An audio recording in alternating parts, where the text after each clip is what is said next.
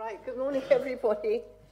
My name's Annette Carson, and this is Richard III, and he's been in Leicester for quite a while. And I must say, this is my favourite image of him.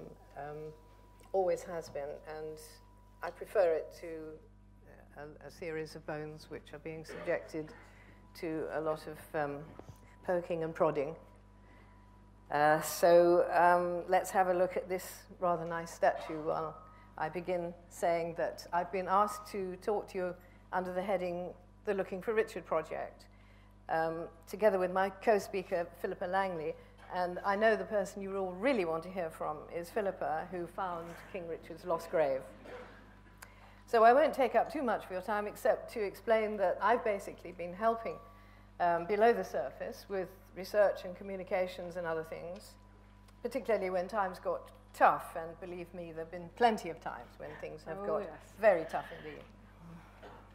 I got involved because some years ago I wrote a book, Richard III, The Maligned King, and that I think is the cover, which resonated with Philippa because it set out the facts about Richard, stripped of all the negative accumulation after his death. She wanted me on her project to help ensure that the true facts about him were always set out for the public to see, to counteract the villainous portrait the media always revel in. You can't control the media, of course, but we did manage to encourage some responsible reporting behind the frenzy. And for a change, we began to see not just the words infamous and notorious, but some column inches were commenting, albeit sometimes grudgingly, that this was a king who made good laws and who many people believe was unfairly treated by history. This is one of them from the Leicester Mercury. And we were quite pleased that actually some factual reporting started to take place. Now, as Philippa will tell you herself, the motivation behind her quest was not only the search for Richard's grave, but at the same time, as a screenwriter working on a project about him, because that's how it all started, it was a search for the real man, the man who lived and reigned in the 15th century and whose true story she hoped to spread to light. I read Mammon King in 2008 when it was first published. And for me, it was a seminal work because it was unique. It was attempting to get to the real Richard III before the Tudor propaganda machine got to work on him. And I think for me, I wanted to ensure that, with this project, we were always trying to get to the real Richard III, that was sort of at the bottom of everything. And so together with Annette, we worked on the Looking for Richard project basically from the start, didn't we? There we go, there's the next image there.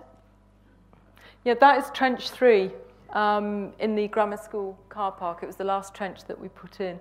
But that gives you some idea of how many archaeologists they had on site by that time. It was a busy place. So tell me, how did all this get started? I know for sure it wasn't all about goosebumps and premonitions. No, it wasn't. Much has been said about my intuitive feeling in the car park, both in the documentary and in the media. And, that happened. That was a true story. And it was incredibly powerful for me. But what it was for me, it was the catalyst and the driver, if you like, that made me want to go in search of King Richard III's remains. But to get the search for Richard's grave underway, there was 3 very big questions that needed to be answered first. And these needed to be answered, in order for anybody to take a potential search seriously. Number 1, how could we identify Richard, even if we found him? Number 2, did his remains exist, or had they been thrown into the River Soar? And number 3, where was the church of the Greyfriars? Was it in, the car parks? And as you'll soon hear shortly in the next talk that we're going to have. What was that? Maybe I bent it down. Right, okay, I'll not bend down. Anyway, what you're going to hear in the next talk that will be up after Annette and I is the research of the amazing Dr. John Ashdown Hill. It was through John's research in so many areas that this project was able to get off the ground. And for me, I don't think he's been given the recognition that he should have been given. So hopefully in the coming months and years, John, that might change. I mean, we know that we had Richard's mitochondrial DNA sequence, and the story of the bones being thrown into the River Soar, that had been repudiated by John's research. So it left really one final question to answer. Where was the church of the Greyfriars? And did any of the research point to the car park where I'd had that intuitive feeling? Now, in that area, streets as the Greyfriars in the west and Friar Lane in the south, they all they're indicative, and they point to the Greyfriars precinct being in that area. But I think, as we all know, with a friary, the precinct is a very large place. And what we needed to find out was, where is the church in that area? And that was the next piece of research we needed to look into. So I believe there was a discovery in 2007, which you found very significant, but certain other people didn't. Yes, absolutely. In 2007, for me, came an absolute massive breakthrough in any potential idea to go to search for Richard's grave. There was an archaeological dig taking place in Greyfriars Street, and it found nothing. Now, the dig was dismissed by all and sundry as being of absolutely no importance whatsoever. But for me, it was critical, because what it told me by finding nothing, it told me that the Greyfriars Church must be further to the west of that site. And further to the west, you've got the 3 car parks, you've got those open spaces that are ripe for archaeological investigation. So armed with this, and also with a map. Shall I put that up? Yeah, put that one up. There you go. Yeah, a medieval map from the Leicestershire County Council Records Office. This showed the Greyfriars Church situated directly opposite St. Martin's Church, which is now the cathedral. And you can literally see it goes church, road, church. And one of the things that you didn't see in the documentary, because it was edited out by the team, that was my mantra. I kept saying virtually every day, church, road, church. And I know John was saying exactly the same thing. So with this, I was ready to go and pitch the idea to Leicester City Council. But it was at this time that, wonderful coincidence, John Ashdown Hill was also doing his major research into the layout of the friary churches in towns and cities around the country. And John's research told him exactly the same thing. I mean, John will probably be speaking about this later. But his research said that the Greyfriars Church was in the north end of the precinct, and that it was therefore situated, from what he could see, in the social services car park, which is where I had that strange experience. Right, so by now we're looking at autumn 2010, I think. And you've got a serious idea of where to find the Greyfriars Church. And are people listening to you by now? Yes, they are, definitely. In my pitch to Leicester City Council, I confirmed to them that to try and ascertain where the Church of the Greyfriars was, that I would undertake a ground-penetrating radar survey of the 3 car parks to see if we could see the church, the remains of the church, anywhere beneath the ground. And that's the 3 car parks that you can see. The social services car park is actually the blue one that's outlined there. That's where Trench 1 and 2 went in. Trench 3 went into the red area later, which is the grammar school car park. New Street, I wanted to see if we could put some trenches in there, but funnily enough, the chap that owned it was not interested. So strangely as it turned out, that was a good move, because it would have been wasted money. And I think, as you all know in this room, we had tinsy-wincy budget at that time.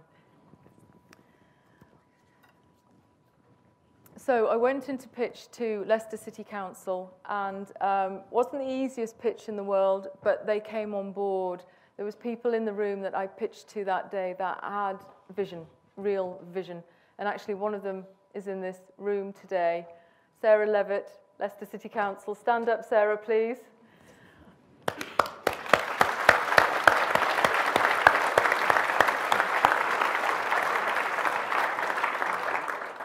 I'd like to make special mention of Sarah actually here, because it was Sarah's belief in this project that opened so many doors you would not believe. I would go in and see Sarah and say, gosh, what do we do now, Sarah? There's this, how do we get past this hurdle?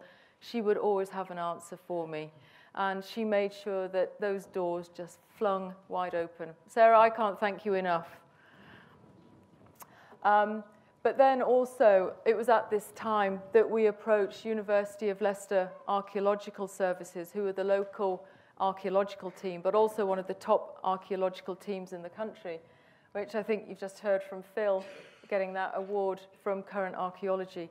And it was at this time that I met with the amazing Richard Buckley. And again, it was another interesting meeting. You know, I sat down, pitched the idea to Richard, and the eyebrows raised, the eyes rolled a little bit. But, you know, anyone who's met Richard Buckley, and I'm sure there's a few of you in this room that have met him, he's the most incredible guy, because he'll always give you the time of day, and he's not a character that will dismiss somebody out of hand. So he sat and he listened and he took it on board. And although he dismissed the medieval map that I was using, he said, look, Philippa, that's far too speculative. He agreed to go and have a look at some of the maps that they had there, just to see if there was anything in what I was saying, and if he could, you know, see if it had any legs, basically. And luckily for me, he came back and said, we've had a look at the maps. You've actually got something here. We're interested. And it was at that point he said, you've got to go ahead now with a desk-based assessment, which is the authoritative document for any archaeological search, and you need it. You need to get the professionals behind it. Now, this document would cost £1,140, and I think a lot of you in this audience today, and Annette knows, I'm a single parent with 2 children, and that amount of money is a lot of money for me, and I just didn't have it. So I made one of the many phone calls to a certain gentleman that's also in this office, in this theatre, who would sigh regularly, say, yes, what is it now, dear? You know who I mean. I made this telephone call to Dr. Phil Stone to ask him, what do you think? You know, this is going to be original research. It's a lot of money. And he said, well, look, if you can put a document together, it may be that the society could back it, because we do have research bursaries. So it was then, right, how do I put this together? And it was then that Sue and Dave Wells helped me enormously, because they're incredible people with documents and with administration, and they've done this sort of thing many times. So where I was floundering a little bit, Sue and Dave stepped in and made this document really powerful. Phil handed it over to the executive committee, and, you know, like that, we got the money. And so with that, I could then go to Richard Buckley, commission him, get him on board, and he then agreed to be the archaeological team for the search, and did, at that point, a full map regression analysis. And it was then that he started to get really excited about what we were doing. Am I whittering on? No, that's fine, because we've reached August 2011 now. We're doing this, you know, chronologically here. And the next step was the ground-penetrating radar. Yes, it was. In August 2011, we got it underway in the 3 car parks.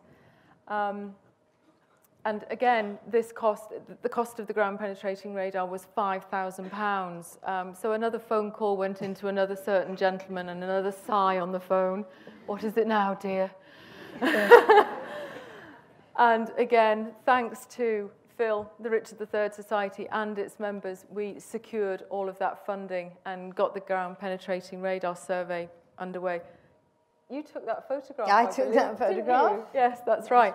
And they're using there, actually, the big Myra scanner, which is one of the most powerful scanners that we had. So Phil was there that day as well, and and John, and we were all really hopeful that this amazing scanner would give us a lot of information to take forward. And that's when you and I met in person, but of course we knew each other in cyberspace before that. But anyway, carry on. Well, as you can see, have we got an image of the results? The results. Right, here we go. These were the results that came through. We did the survey with StrataScan, who are a leading radar survey company. The results highlighted, strangely enough, some potential burials. One or two of them is sort of the red sort of dots in the sort of top right actually turned out to be correct. But obviously at this point we had no idea really if they were burials. But the one thing that this survey did was that the ground was so damaged that we couldn't see any outlines of the church. We couldn't see any walls beneath the ground. We couldn't even see any outlines of any of the outbuildings. And it was a really difficult moment because we then had to take this survey and say, basically, we found nothing. So at this point, the funding body, the dig was meant to go ahead in April 2012, but our original funding body, because of this, pretty much, they pulled out on us. But we weren't undaunted. We continued. We fought on. Raising money. Absolutely. And it was thanks to Sarah Levitt who suggested, well, look, why don't you go for the bank holiday weekend, August? Why don't you put that as the new date? And I don't know what it is about Sarah, but she has this amazing thing with dates. She'll just pull out a date. At that time, we had no idea what the significance of that date was, so we went ahead with it. And we went, I remember it well. It was all systems go for August. And it was just after the Battle of Bosworth weekend. And we were all, geared up and ready to take the train, and suddenly I got another call from Philippa. Yeah, at the 11th hour, again, it was one of our original funding body. They had to pull £10,000 worth of their funding, which was a huge chunk of money. So I called Annette because the dig was going to be cancelled, and this was it. It was end of. It was game over. But Annette put together an international appeal, and we launched that appeal. And I think as many of you in this room will now know, we saved the dig. And in 2 weeks, not only did we get £10,000, we actually got more than that. We got nearly 13,000 in the end. It's astonishing. Astonishing. And it came from everywhere, all around the world, and it came immediately. We sent emails out, and almost within 10 minutes, they were pinging back. From America, and we've got the Americans in here today, we've got the Canadians, we've got the Dutch, they came back from Holland, Germany, Austria, Belgium, Brazil, New Zealand, Australia. It was just incredible. It was absolutely staggering, actually. In fact, do you want the risk money? Yeah, I think what might be interesting for everyone to see is the risk money that got everything underway. And this was before the exhumation and before the discovery. So within the Richard III Society and its members, there was £100 from the Society of Friends of Richard III in York, who don't have much money, and they gave that without a second glance. Also, people from members of the Richard III Foundation Incorporated as well, they gave too. The university were on board with their 10K, and they were always solid with that, and that was down to a chap called Richard Taylor, who also believed in this project from the get-go. And Leicestershire Promotions Limited, they were the original funding body, and I found out later that they were having real difficulties with their funding. So for them to keep pulling the funding was not something malicious or, it was what they were dealing with. But what they did was they made sure that £5,000 stayed. They said, that's guaranteed, you've got that. And also Leicester Adult Schools there, you can imagine they don't have huge budgets, but that £500 they gave us immediately. And in fact, there's a chap called Michael Johnson who lives here in Leicester. He's an ex-mayor and a councillor. He was the very first person that I rang about this project in Leicester. And it was the phone call that I knew was pivotal, because if I said what I wanted to do in Leicester, and this ex-mayor, councillor, and he was at that point, he was a leading councillor, if he put the phone down on me, nutter phone call, God, it would have never got anywhere. But, Michael... That was 2009, That was 2009, well. yes. Yeah. But he listened, and he stuck with us the whole way, and he made sure that we had that money. But again, in saying that, and I think it's important to know, Leicester City Council are not on that sheet. And the reason they're not on that sheet is we'd gone into the most horrendous recession. And they couldn't be seen to be putting money into a dig in a car park when people were losing jobs and cuts were being made. But what they did was they facilitated the project. And I think, as I've said earlier, they were working like Billy-O behind the scenes, opening doors. They had a lot of people on the project. So we were getting money in a very different way from Leicester City Council for the project. And then we made a find. Then we made a find. It's the bit after the risk money. Right. Oh, sorry. Did we make a find? Yes, we did. Yes. Then, of course, absolutely, on that certain day, we did make the find. And it was at that point that money came flooding in from everywhere.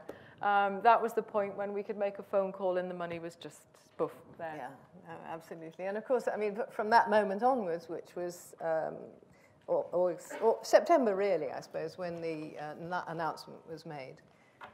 From that moment onwards, everybody in this room has probably been following the whole story, in the media. But for us, it still was a heart-stopping series of first of all, there's some news, and then there's, now it's going to take 8 weeks, and now it's going to take 12 weeks, and now we won't have a result now for another 3 months. And it was never anything that we had total confidence in to be able to say, done and dusted, we found him, it's Richard III. We knew it was Richard III. So, Philippa, looking back, I'm sure you must be immensely happy with the success of everything. What was the Looking for Richard project all about for you personally, and why did you fight so hard for it? I think for me personally, and I think Chris has said a little bit about this earlier, is the Looking for Richard project, for me, it was always about the search to find the real Richard III. It was always two searches in one. Yes, to go and see if we could find his grave and his remains, but also within that, to look for the real Richard III, sort of the man behind the myth. Has it been successful?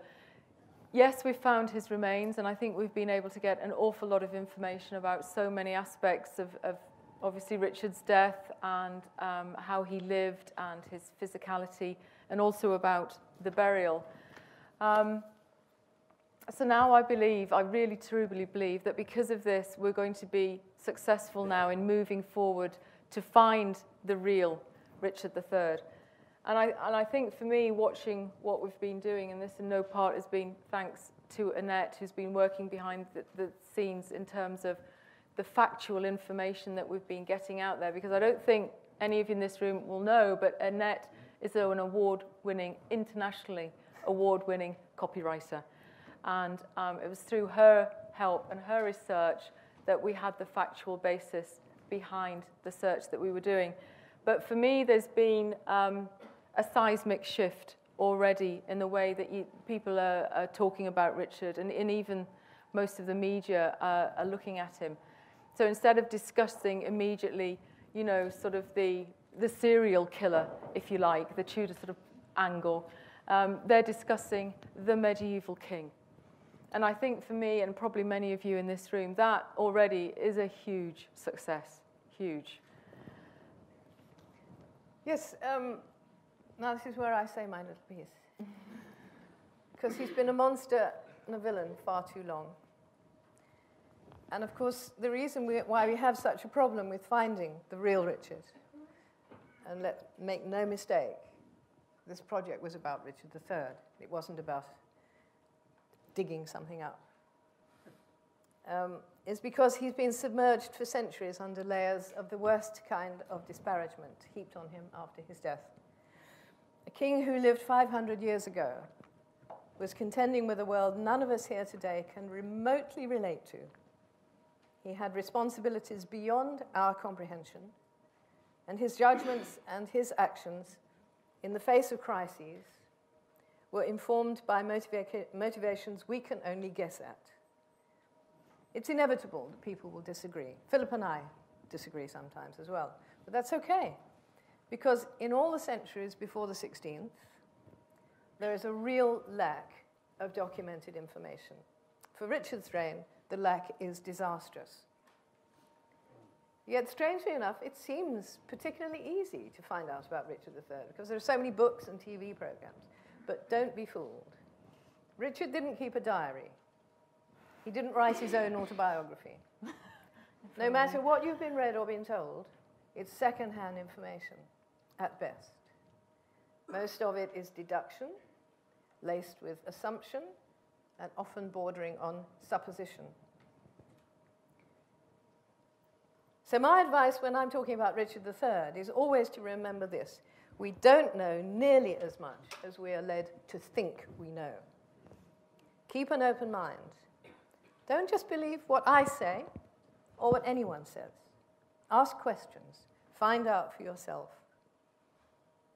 The fact is that the truth of his life is extremely difficult to pin down, because when it comes to his reign, we can't identify any impartial, objective narratives telling the true story of Richard and his actions. We pick up a few unguarded comments scattered around in letters and papers, and they can provide some of the most useful clues.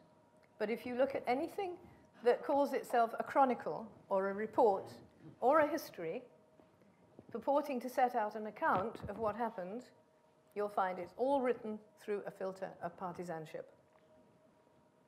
You'll be amazed how much bigotry, toadyism, propaganda, and sheer unadulterated gossip we have to wade through to find the occasional nugget that just might turn out to be the truth. And when it comes to what was said after his death, then you have to contend with a deliberate, calculated campaign of propaganda that was put out by his Tudor enemies. Some people deny there was a propaganda campaign. But the fact is, it's directly traceable.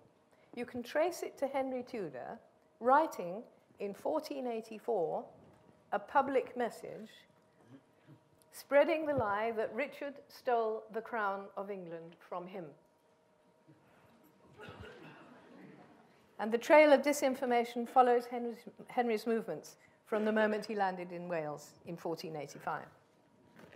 Yeah, I think, the point for me was that Henry Tudor, who invaded with French mercenaries, French army, and French money, and defeated Richard, at Bosworth, had no claim to the crown of England and had to claim it by the right of conquest. So he had to find some way of justifying his invasion by casting slurs on Richard, who at the time was actually ruling by popular assent and making good progressive laws. An example of Tudor's duplicity was that his very first parliament, he had Richard and his followers convicted of treason because he'd timed his reign from the day before the Battle of Bosworth. He was already king, yeah. Master move, absolute superb. There's an old saying that history is written by the winners. It was never more so than in the case of the Tudor history of Richard III. Now, have you ever seen any of the Nazi propaganda about Winston Churchill in World War II? Here he's on death row, awaiting the hangman's noose. Now, this one, he's a butcher, standing on a heap of dead people's skulls. If Hitler had won, Churchill could have been in no doubt what awaited him. And it's abundantly clear what fate would have befallen Churchill's name and reputation as well. Precisely the same as happened to Richard III. How many people would have spoken up and argued with the Nazis?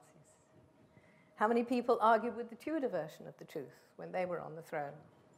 It took 135 years before anyone dared to argue with the Tudor story. Meanwhile, all those busy Tudor pens were scratching away with more and more lies blackening Richard's name, and Shakespeare was creating his pantomime villain to please the groundlings.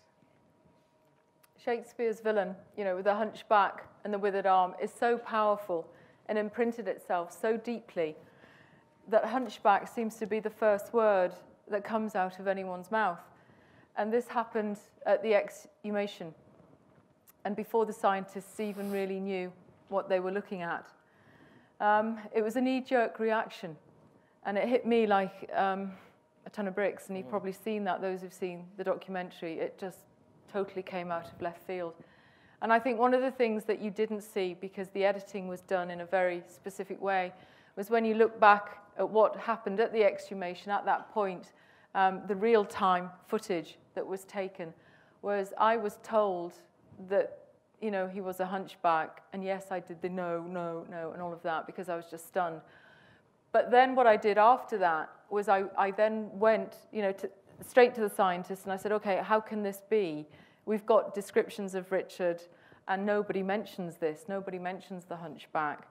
And I said, how do you fight on a battlefield? Because with kyphosis, with the head forward and down, you have no field of vision. How do you do that? And then how do you put armor on that? So what you didn't see in the documentary was me fighting like crazy to try and say, this can't be right. And, it wasn't a knee-jerk reaction for me because I didn't want Richard to be a hunchback. If he was a hunchback, he was a hunchback. But it didn't stack with what we knew, with the factual information that we had. And as you know, once the scientists got him back to the laboratory, I got the phone call saying, oops, we were wrong. It's not kyphosis, it's scoliosis, which is a very different cup of tea. But what this said to me very clearly was that you can take a small truth, and Chris will know this with his life in politics, but the best spin, if we had Alistair Campbell here today, you take that tiny truth and then you blow it up and exaggerate it, and then it becomes believable. So for me, that's what I could see being at work there. But I think it's also particularly hurtful to talk about hunchbacks. And it's the most awful word. And, many people who had scoliosis got in touch with us after the program and said, look, what you're saying is wrong. Scoliosis... Well, what they're saying is wrong. Yes. Not what you're saying. Yeah. It's that kyphosis and scoliosis are two very different things. And that scoliosis is a condition. It's not a disability. And I think we all know that Usain Bolt has it, Elizabeth Taylor had it, Princess Eugenie certainly had it and had the operation. This is a group of people, this is from the Scoliosis Association of the UK. Mm-hmm. And a group of very nice people who want to tell everybody that scoliosis is a condition. Not a disability. And strangely, I also found out at the same time that 3 of my friends, including my goddaughter, have scoliosis. So it's something else that I discovered. It seems to be very common in the population, as a matter of fact. Mm-hmm. In fact, someone said to me, point out someone who doesn't know someone who's got scoliosis. So, yeah. We might have a head count. Right, so now I have no problem falling into Mr. Skidmore's trap. I'm quite happy to put myself on the line and talk about Richard III and my view of him. And I think that I've done quite a lot of research to enable me to say that my view is a tenable one. I've never said it's the right one. These days, I'm detecting an atmosphere where a lot of historians are also hastening to say, yes, no, we always knew he wasn't a tyrant or a misshapen monster. Yeah, right. But he did commit those horrible crimes. blighted his reign. These so-called crimes are very selective, mind you, and they're unprovable too. The favorite one in historian speak is usurpation. If you hadn't usurped the crown, that started it all off, they say. If you hadn't usurped the crown, he wouldn't have had to commit all those other alleged crimes. But the word usurpation presumes that the English crown always descended neatly and calmly from father to son, as if it were real estate. Of course, it didn't. Medieval sovereignty was a tough and ruthless job, and you had to be prepared to defend yourself. Sometimes monarchs were challenged by ambitious men with armies. Sometimes they were challenged in Parliament. Sometimes they or their underage heirs were killed. Sometimes they were simply sidelined and not killed. But you don't hear much about those, do you? So being someone who prefers to talk about facts, here's a document to look at. Let me tell you how Richard III came to be offered and accepted the crown of England. It's clearly explained in that document, which is an Act of Parliament. Briefly, when Richard's brother, King Richard IV, died, King Edward IV, when Richard's brother, King Edward IV, died in 1483, King Edward's former chancellor came forward to say that the heir to the throne, who'd succeeded him as Edward V, was actually illegitimate, along with all his siblings. This was because the king, their father, had married the queen, their mother, secretly and bigamously. He thought he'd covered it up, but this bishop wouldn't be silenced. What bastards could not do was inherit, so the two sons of this bigamous marriage, Edward V and his brother, could not succeed to the throne. This is explaining it simplistically, but I mean, this is the essence of what happened in 1483. Young Edward V's biggest problem was that he was a 12-year-old child. His only qualification to undertake the mighty burden of medieval sovereignty had been that he was the son of the king. And with that qualification now fatally flawed, he would forever be vulnerable to challenge, and so would the realm of England. Worse for him was the fact that in recent memory, a child king had led England into civil war and ruination, and no one was going to forget that.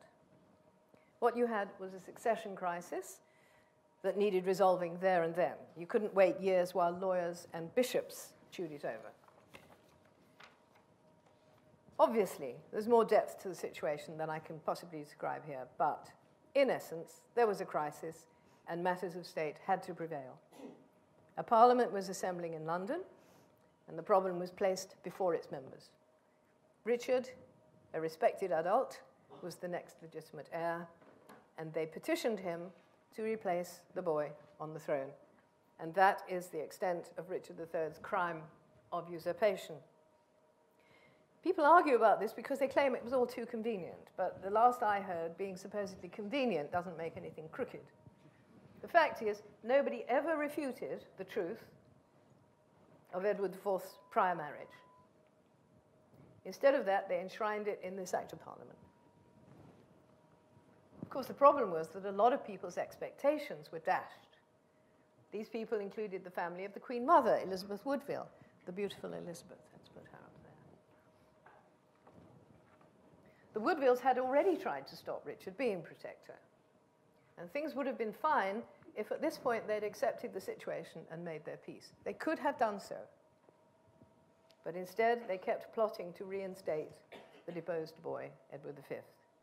With all these plots, this was why Edward and his brother, known as the two princes in the tower, ended up being hidden out of sight, because all sorts of people were planning to get hold of them and place them at the head of a rebellion. That is where Richard's other so-called crime comes in. The two boys disappeared, and it's presumed he had them murdered. But a disappearance is not a murder, it's a mystery. And I hope it's open to discussion as a mystery. You can't convict a man of a crime where there's no evidence it ever happened. The only reason Richard is assumed guilty today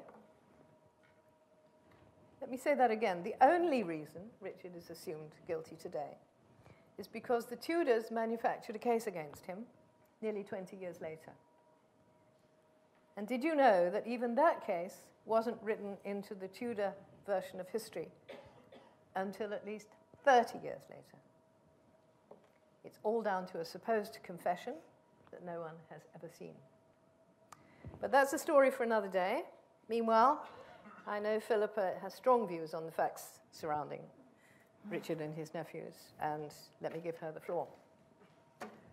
Well, I think I better say straight away and outright here, I'm not an academic, I'm not a historian, I'm not a scientist, I'm a screenwriter.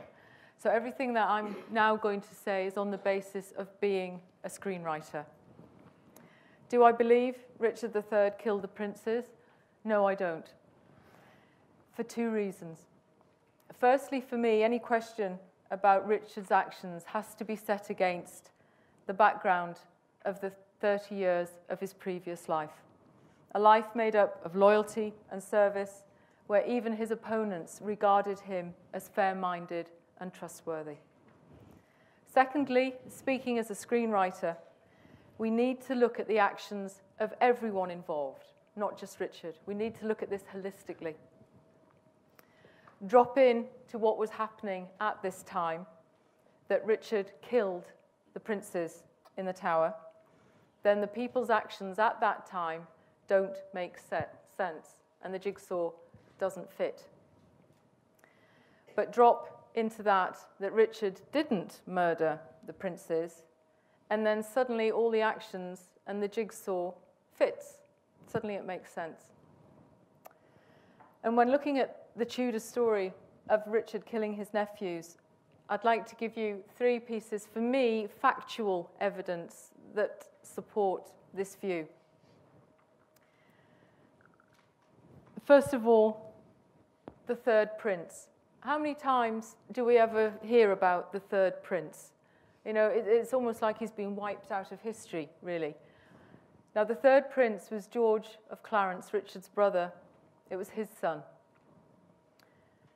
Now, for me, if you're going to kill the two princes, and then you leave the third prince alive, it doesn't seem to stack up. And it's arguable as well that the third prince had a greater claim to the throne than the two princes. But what we do know that happened with the third prince, who was Edward of Warwick, was that when Richard died, he was incarcerated for about, was it 14 years? 14 years. 14 years in the Tower of London. And then he was executed on trumped-up charges by Henry Tudor. So we know who killed him. The second thing that I want to put forward is the actions of the prince's mother, Elizabeth Woodville. The beautiful Elizabeth. The beautiful Elizabeth. I got a laugh. When you look at what this lady did, I mean, first of all, she came out of sanctuary with her daughters and gave her daughters into the keeping of the supposed murderer of her sons. She also made an approachment with him. But then what is more surprising is that her eldest son, the Marquis of Dorset, who was in France with Henry Tudor at the time, she writes a letter to him saying, leave Henry Tudor, drop what you're doing there, come back home with me, where I am, and make your peace with King Richard. And he tries to do that, gets caught by Henry Tudor, and then Dorset is imprisoned in France. But then I think what is the absolute clincher for me in terms of Elizabeth Woodville is when Richard dies at the Battle of Bosworth. What does she do? Nothing. Now, I'm a mother of two sons, and I'm telling you now, if I even thought that somebody had murdered my sons, I would have been up there shouting at the world. But she does absolutely nothing. In fact, what she does do is she joins the very first rebellion in the name of one of her sons against Henry Tudor and also against her daughter, who was then Queen of England. For me, those 2 points are powerful, but the clincher for me is the third point, and it's the key one for me. For Richard III to gain by the deaths of the princes, he had to show their bodies. That was the whole point of killing them. You do not kill in medieval times and keep it secret. Because by killing them, by showing the bodies, you're saying, here's the people that were causing me trouble. Here's what you would be fomenting rebellion with. Oops, sorry, they're dead, they're gone. So now it's just me. And this is why Henry Tudor did this to Richard. You had to do this. So this then leaves a question. If Richard doesn't show their bodies, there's only two possible answers to this.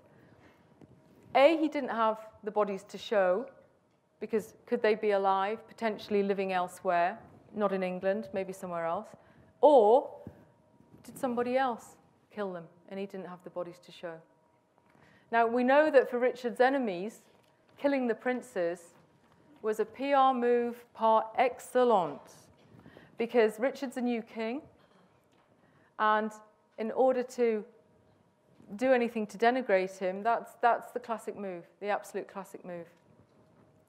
So for me, if you put these things together, the third prince, the actions of the prince's mother, and Richard not showing the bodies, it only leads to this one possible conclusion, that they were either safe or that someone else other than Richard had killed them. But what I would say on top of all of this, and I think Annette's touched on this, and I know Chris has touched on this as well, is that we all must think for ourselves and not just believe what we're told. It's difficult for many writers these days to question the Black legend because their reputations are on the line here. But question it, I think we must, if we are ever to get to the truth, the real truth. Yes, I'd say the case for the prosecution is full of loopholes myself. So looking back, and we have to wind up, Philippa, how do you think the past 4 years have affected you? And you have 2 minutes. I have 2 minutes. Okay, right. It's been an absolute roller coaster ride. But I think one thing I would like to explain in terms of the documentary, I wasn't a crying wreck throughout the project. The TV company edited 60 hours of footage that we had, which is still on the cutting room floor, because they wanted to show the human side of the story. And this is the first time, I think, and in the history of documentary making, that it hasn't just been the dry facts, the historical, the science, the academic. It's actually gone through and told this human story. But did I get upset at seeing the remains? Yes, I did get upset at seeing them. Why? It's not because I'm in love with Richard. It's not because I'm his fan. And it's not because I believe he was a saint or a paragon of virtue. That would make for one incredibly boring screenplay. But as a screenwriter, I absolutely connected with him and his incredible story. And I think to write that story, I had to walk 1,000 miles in this man's shoes. And so in doing that, he became real to me. He wasn't just a bag of bones. He was a man that lived a life, that was a father, a son, a nephew, a husband. And I think the discovery and getting affected, I think on top of all of that, and that was the main thing for me, was I could see the real man that was there, beneath the earth, beneath the mud, and beneath the Tudor propaganda. And so we have to talk about now the next steps forward. Next steps, yes. Phil's looking at me and sighing.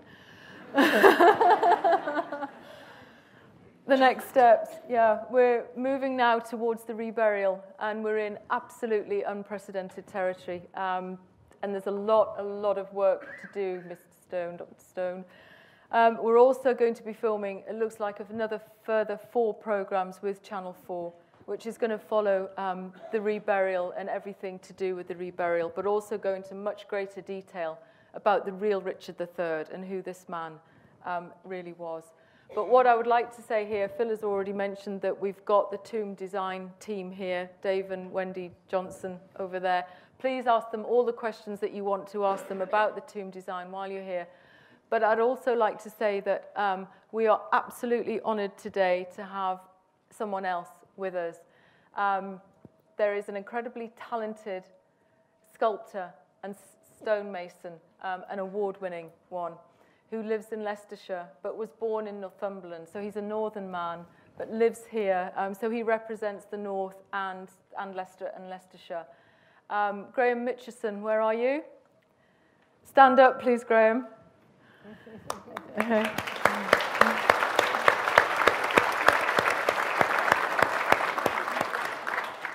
It's Graham that we would like to propose to be given the job to make King Richard's tomb because of his associations with the North and Leicester and because he's an incredibly talented guy. Please ask Graham any questions you want to while you're here. And he's got more examples of the stone. And I think, have you carved a boar into a piece, Graham? He's already carved a boar into it. So if you want to touch it, feel it, see it, it's here. Well, thank you very much, everybody. We've said our little pieces, and we've got 5 minutes. So if anyone has questions, we'll do our best with answers. Yeah, right.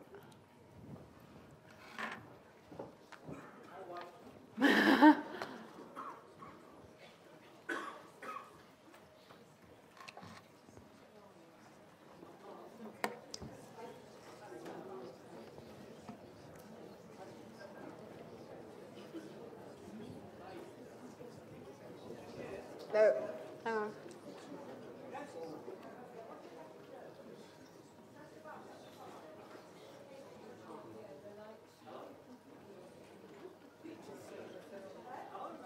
One, two, 1, 2. 1, 2.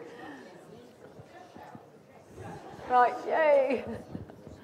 Something that has puzzled me for many years is, even when you ladies were speaking, you talked about 2 princes in the tower, but technically it was King Edward V. So, if there was a problem with him being the king, why was it not expunged at the time? Why was not Henry VIII's son known as Edward V, but not Edward VI? How come he is King Edward V? Yeah. The answer to that's quite simple, because when Richard III was killed, a person called Henry VII came to the throne, and he decided that his version of history would prevail. So he repealed that Act of Parliament that I put on the screen there. That Act of Parliament was the one written document, or shall I say it encompassed the one written report of the basis on which Edward V was not qualified to take the throne. That was repealed, and Henry VII was followed by 120 years of Tudors, or however long it was, and of course they simply reinstated Edward V as Edward V, and in the list of kings and queens, that's how he's known. And also remember, Henry Tudor tried to destroy every copy of that document, every single copy, but luckily for us, one copy survived. So we would never have had that document if someone hadn't squirreled it away.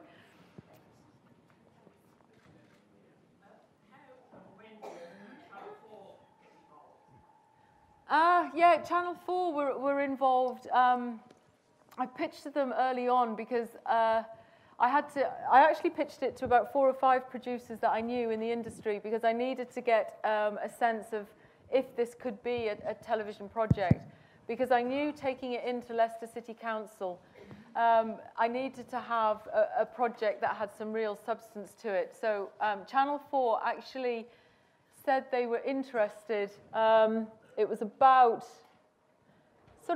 September 2010-ish, but we actually had our first meeting in about spring, summer of 2011. It was an interesting meeting with Channel 4 because pitched them the idea and they said it's an interesting idea, but we've got a problem with it. And I said, what's the problem?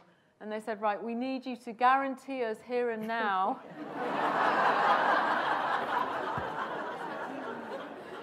I kid you not. I kid you not. In order for us to film this, you have to guarantee that you will find Richard III. Hindsight's a wonderful thing, isn't it? But we didn't let them away with that. We kept fighting and fighting and fighting, and I think we wore them down like water on a stone. Actually, the day they said they were going to do the first documentary was the first day of the dig. That's right, 24th of August 2012. It was the launch of the dig. Yeah. I don't know whether we have to right, cut sorry. now. It's right. 11 o'clock. Okay, right. Sorry, we only had a very short time. Yeah.